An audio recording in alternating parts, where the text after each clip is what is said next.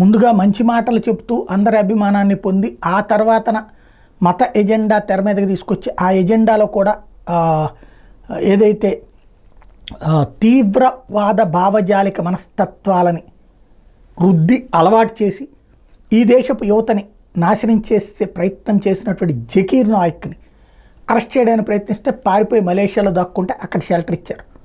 అయితే ఇట్లాంటి ఓ మత ప్రబోధకుడు ఇప్పుడు నిషేధానికి గురైన సంఘటన జర్మనీలో తొలిసారిగా చోటు చేసుకుంది.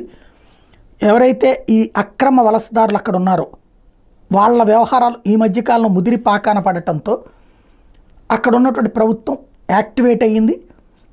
ఇస్లామిక్ ప్రబోధకుడు మాజీ Islamic centre chief Mohammad Hadi Mofatteh ఇప్పుడు 14 రోజుల్లోగా దేశం విడిచి వెళ్ళిపోమని ఆదేశించింది.